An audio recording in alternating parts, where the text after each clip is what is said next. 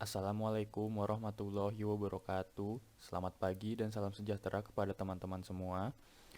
Dan yang terhormat kepada Ibu Eneng Purwanti, MA, selaku dosen pengampu mata kuliah komunikasi massa, dan juga kepada teman-teman yang saya banggakan. Teman-teman semua, pada pagi hari ini kami dari kelompok 8 yang berjumlah 4 orang. Yang pertama adalah saya sendiri, Kelvin Widinur Fakih. Selanjutnya ada Bambang Sulistiono Sinaga, dan ada Muhammad Yusuf Artabili, dan yang terakhir ada Siti Solehah. Masing-masing dari kami adalah pemateri. Baik, teman-teman semua, pada pagi hari ini kami akan mempresentasikan materi komunikasi massa yang berjudul Teori-teori Komunikasi Massa. Baik, kepada pemateri pertama, saya persilahkan. Baik, terima kasih kepada moderator. Di sini saya akan menjelaskan tentang teori komunikasi massa.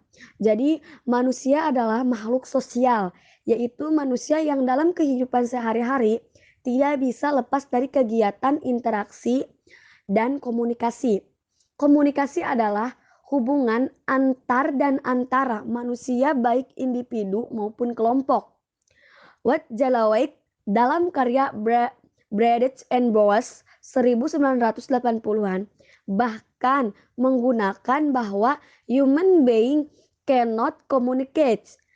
Maksudnya, dalam setiap manusia memiliki potensi untuk berkomunikasi satu sama lain saat dia terdiam sekalipun. Komunikasi manusia memiliki beberapa konteks tergantung dari jumlah komunikator, derajat kedekatan fisik, saluran indarwi yang tersedia hingga kesegaran umpan balik. Salah satu konteks komunikasi ini antara lain adalah komunikasi massa. Cassandra menyebutkan bahwa jika konteks komunikasi massa dibandingkan dengan konteks komunikasi lainnya, maka dapat dijelaskan bahwa komunikasi massa ini merupakan sebuah bentuk komunikasi yang memiliki jumlah komunikator yang paling banyak. Namun, jarak kedekatan fisik yang paling rendah, saluran indrawi yang tersedia sangat minimal, dan umpan balik yang tertunda.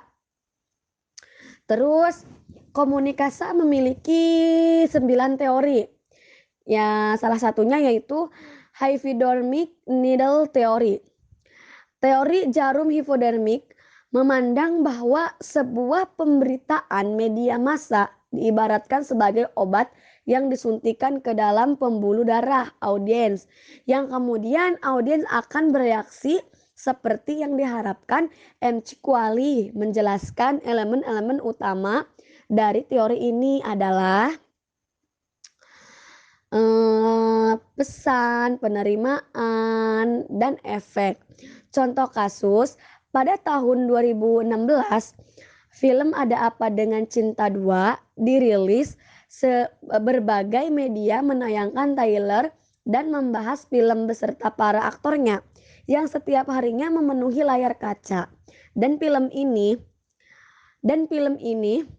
semakin melesat jumlah penontonnya dari hari ke hari selama 1 bulan tayang di bioskop seluruh Indonesia. Film ini telah ditonton sebanyak 3,6 juta orang, dan jumlah ini belum diaktualisasikan dengan jumlah penonton di Brunei Darussalam dan Malaysia. Baik, selanjutnya akan dilanjut oleh teman saya.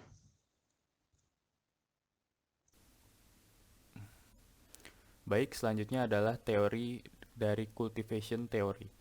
George Gardner melakukan riset terhadap persepsi penonton TV terhadap tayangan TV yang mereka tonton. Setelah 2 dekade melakukan riset terhadap tayangan kekerasan TV, George mengelompokkan halayak berdasarkan intensitas menonton, mengumpulkan persepsi penonton TV mengenai kekerasan yang akan mereka hadapi di dunia nyata. Pada tahun 1969, George menyebut efek TV sebagai kultivasi, berasal dari kata cultivate yang berarti menanam. Teori kultivasi adalah teori yang memperkirakan dan menjelaskan pembentukan persepsi, pengertian, dan kepercayaan mengenai dunia sebagai hasil dari mengkonsumsi pesan media dalam jangka panjang. Nah, contoh kasusnya adalah pada tahun 2008 lalu ada anime ataupun animasi Jepang yang berjudul Naruto. Banyak digemari oleh anak-anak dan ditonton setiap hari oleh mereka. Anime tersebut menyajikan adegan-adegan perkelahian yang tidak disensor sehingga menyebabkan anak-anak yang menonton tanpa pengawasan orang tua mudah untuk menirunya. Anime ini menyebabkan kecenderungan anarkis pada jiwa anak-anak tersebut, dan di sejumlah daerah terjadilah kasus perkelahian anak-anak yang meniru gaya-gaya perkelahian di anime Naruto, dan menyebabkan seorang anak menjadi korban dari anime tersebut, sehingga anime tersebut sempat dihentikan tayangannya sementara. Contoh kasus selanjutnya, semakin banyak pemberitaan media tentang kekerasan dan kejahatan terhadap perempuan, bukannya berkurang, justru semakin banyak terjadi peristiwa yang sama. Ada kecenderungan imitasi perilaku yang didapat dari sebuah tayangan yang tidak baik. Karena ada pemberitaan tentang kamera tersembunyi, eh, lanjut ke contoh kasus selanjutnya. Karena ada pemberitaan tentang kamera tersembunyi yang dipasang di toilet umum oleh oknum-oknum tidak bertanggung jawab, maka perempuan sering merasa ketakutan apabila menggunakan toilet umum. Nah, jadi dari teori kultivasi ini, eh, penonton merasa termotivasi untuk melakukan sesuatu yang ditonton oleh dirinya. Jadi apa tontonan seseorang tersebut, maka orang tersebut cenderung untuk mengikuti apa yang telah ditayangkan kepada dirinya tersebut. Jadi kurang lebih seperti itu inti dari cultivation theory ini. Selanjutnya ada cultural imperialism theory. Teori selanjutnya ini pertama kali ditemukan oleh Herb Schiller pada tahun 1973. Teori imperialisme budaya menyatakan bahwa negara barat mendominasi media di seluruh dunia. Hal ini berarti media massa negara barat mendominasi media massa di dunia ketiga atau disebut juga negara third world country. Seperti negara third world country ini seperti kita-kita di Asia ini, Asia, terus Malaysia, Thailand, dan lain sebagainya. Nah, alasannya media barat mempunyai efek yang kuat untuk mempengaruhi media dunia ketiga adalah media barat sangat mengesankan bagi media dunia ketiga, sehingga mereka ingin meniru budaya-budaya yang muncul lewat media tersebut. Dalam perspektif teori ini, ketika terjadi proses peniruan media, negara berkembang dari negara maju, saat itulah terjadi penghancuran budaya asli di negara bagian ketiga atau third world country ini. Karena budaya-budaya asli dari negara third world country tergantikan gitu oleh budaya-budaya dari negara barat gitu kan. Negara barat memproduksi banyak media dan produk lainnya yang berhubungan dengan banyak bidang yang mengakibatkan adanya peniruan dari negara-negara lainnya. Contoh kasusnya yang pertama adalah pada tahun 2009 dunia dihebohkan oleh pengumuman dari suku Maya yang hidup di daratan Amerika pada tahun 2012 akan terjadinya kiamat dunia. Ramalan ini membuat negara barat Amerika memproduksi sebuah film yang sangat fenomenal, yaitu film berjudul 2012. Film ini menyajikan keadaan bumi yang sudah memberi tanda-tanda kerusakan dan kehancuran, dan hanya negara Amerika saja yang mampu membuat kapal yang mengangkut banyak orang untuk diselamatkan. Tetapi hanya orang-orang berkelas tinggi dan bisa membeli tiket kapal saja yang bisa menaikinya. Contoh kasus selanjutnya, seringkali media menayangkan tayangan-tayangan fashion dari luar negeri yang sudah memiliki brand ternama dan terkenal yang jelas memiliki harga selangit. Hal ini menimbulkan kecenderungan konsumtif penonton untuk mengikuti style fashion yang mereka miliki dengan yang ada di media gitu kan. Yang ketiga, Amerika seringkali menghasilkan film-film luar biasa yang kadang di luar akal sehat kita. Efek yang ditimbulkan karena mereka bisa menghasilkan film-film tersebut adalah kecenderungan budaya asli yang terlupakan akibat ingin mengikuti jejak film dari negara Amerika tersebut. Jadi, secara tidak langsung, media-media barat itu mendominasi media-media kita sehingga budaya-budaya asli kita itu tergantikan oleh mereka gitu. Jadi istilah lainnya adalah budaya yang kebarat-baratan gitu kan. Bahkan tidak cuma di Indonesia saja, di negara-negara lain juga ada efek globalisasi dari kebarat-baratan ini. mengikuti budaya-budaya barat, tren-tren barat gitu yang diciptakan oleh orang barat sendiri. Selanjutnya ada media equation theory. Teori ini pertama kali dikenalkan oleh Byron Reeve and Clifford Nash. Teori persamaan media atau disebut juga sebagai media equation. Teori ini menjawab persoalan mengapa orang-orang secara tidak sadar dan bahkan secara otomatis merespons apa yang dikomunikasikan media seolah-olah media itu manusia. Menurut asumsi teori ini, media diibaratkan manusia. Teori ini memperhatikan bahwa media juga bisa diajak berbicara. Media bisa menjadi lawan bicara individu seperti dalam komunikasi interpersonal yang melibatkan dua orang dalam situasi face to face. Nah, contoh kasusnya adalah yang pertama, ada sebuah akun di salah satu sosial media yang mengajak kita berkomunikasi dan seringkali menanyakan hal-hal umum pada kita di hari-hari tertentu. Jadi, teori ini membuktikan bahwa berkomunikasi itu menembus ruang dan waktu itu melalui media sosial, melalui internet gitu kan. Jadi diibaratkan sebagai manusia itu sendiri. Jadi kita berkomunikasi memang bukan dengan manusia, tapi kita berkomunikasi melalui media tersebut yang menghubungkan kita kepada manusia lainnya.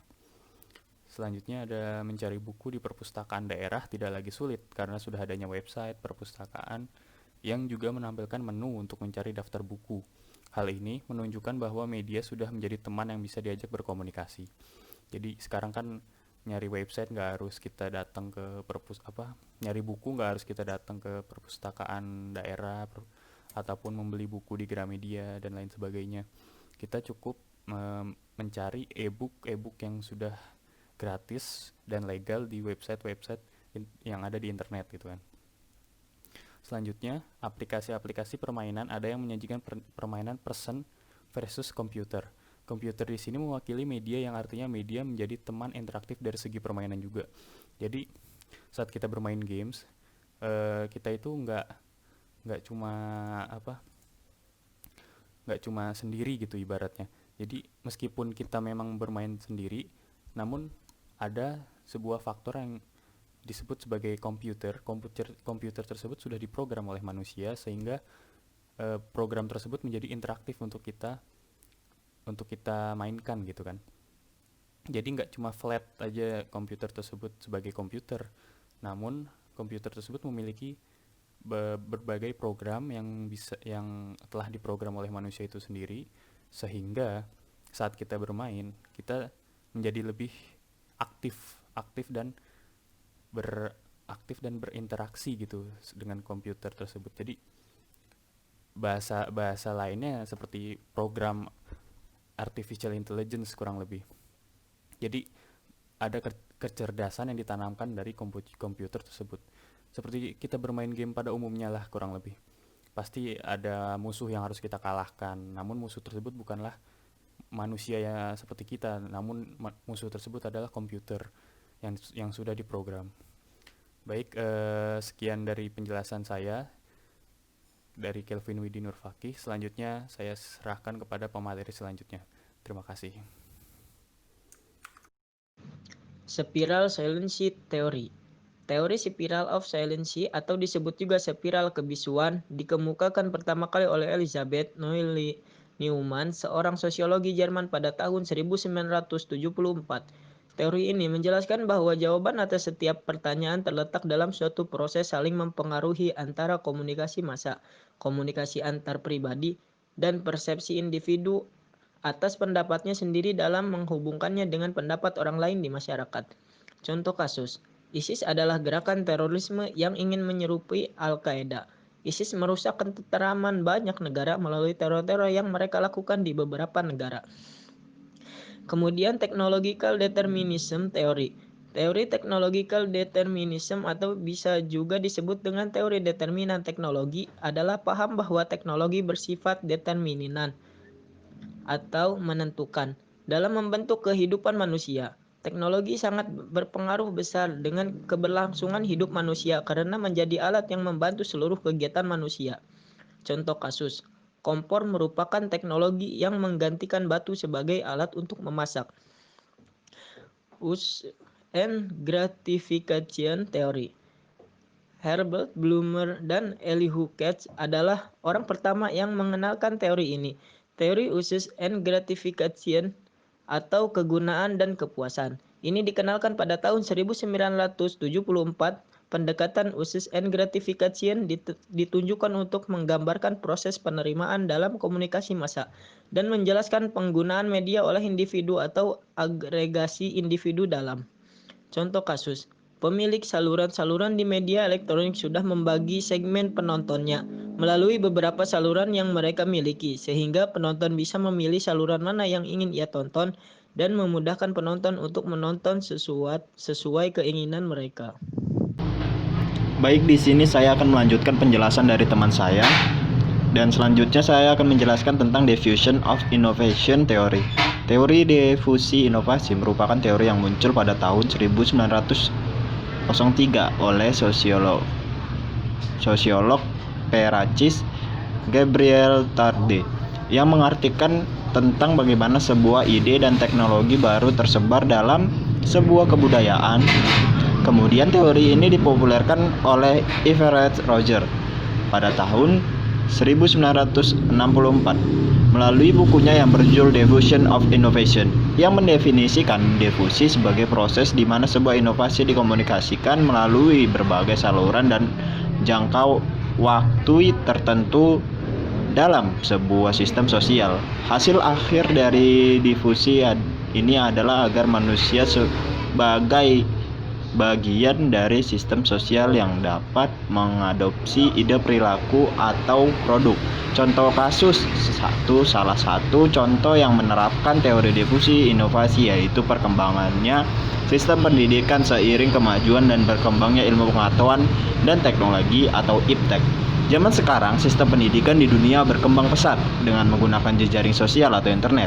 Contohnya adalah kemajuan dalam sistem pembelajaran di Indonesia yang saat ini sudah sangat dipermudah jika dibandingkan dengan zaman dahulu. Seperti sistem pembelajaran yang dahulunya hanya bisa dilakukan di dalam kelas secara antar pribadi atau face to face, antar guru dengan mahasiswa, ataupun antar dosen dengan mahasiswa. Kemudian saat ini sudah diperkenalkan kelas online atau online class yang biasanya dengan menggunakan aplikasi dari Google, yaitu Google Classroom. Selanjutnya saya akan menjelaskan agenda setting teori. Istilah agenda setting diciptakan oleh Maxwell McCombs dan Donald Shaw untuk menjelaskan gejala atau fenomena kegiatan kampanye pemilihan umum atau pemilu. McCombs dan Shaw tidak menyatakan media secara sengaja berupaya mempengaruhi publik, tetapi publik melihat kepada para profesional yang bekerja di media massa untuk meminta petunjuk media mana yang mereka harus memfokuskan perhatiannya. Agenda setting terjadi karena media harus menjadi penjaga gawang atau gatekeeper yang harus selektif dalam menyampaikan informasi. Apa yang diketahui publik mengenai sesuatu keadaan pada waktu tertentu sebagian besar telah ditentukan melalui proses penyaringan dan pemulihan berita media massa. Agenda setting dibagi ke dalam dua level. Level pertama adalah upaya membangun isu umum yang dinilai penting. Level kedua adalah menentukan bagian-bagian atau aspek-aspek dari isu umum tersebut yang dinilai penting. Asumsi dari dasar teori agenda setting adalah bahwa jika media memberi tekanan pada suatu peristiwa, maka media itu akan mempengaruhi khalayak untuk menganggapnya menjadi apa yang dianggap penting dan menjadi topik utama media, maka masyarakat juga menganggap berita itu penting. Seperti kasus pembunuhan Mirna yang tak terduga Jessica. Seperti contoh kasus yang sudah berbulan-bulan, kasus itu pembunuhan Mirna oleh terduga Jessica diusut dan melalui sidang penyelidikan yang sangat panjang dan berlarut. Bahkan seringkali diberitakan secara live, padahal kenyataannya kasus tersebut tidak mempengaruhi negara dalam bidang apapun kecuali rasa simpati masyarakat. Tetapi tidak dipungkiri bahwa masyarakat akhirnya sering mengikuti kasus tersebut dan tidak ingin ketinggalan berita. Yang kedua ada pemberitaan di media entertain tentang dugaan perselingkuhan antara artis papan atas di Indonesia. Sudah sering diberitakan dengan berbagai macam judul beritanya. Tidak hanya di media massa TV, tetapi media online pun lebih sering membahasnya, yang membuat masyarakat secara tidak sadar mengikuti pemberitaan tersebut. Yang ketiga ada Pilgub di Jakarta yang meliputi calon Ahok, Jarot, Agus Silviana, Anies dan Sandiaga. Terus menerus diberitakan di seluruh Indonesia, padahal yang akan melakukan pemilihan gubernur hanyalah wilayah DKI Jakarta. Tetapi pemberitaannya yang berlarut-larut membuat masyarakat di seluruh Indonesia ikut bersuara terkait kasus penghinaan Al-Quran yang dilakukan oleh salah satu calon, yaitu Ahok. Yang membuat geram adalah tidak adanya tindak lanjut pemeriksaan atau penangkapan yang dilakukan, dan terlupakan hanya lewat sepenggal kata maaf yang Ahok lontarkan. Yang penting dari berita ini bukanlah soal calon pilgubnya, tetapi kasus yang melibatkan Ahok lah yang harus diusut.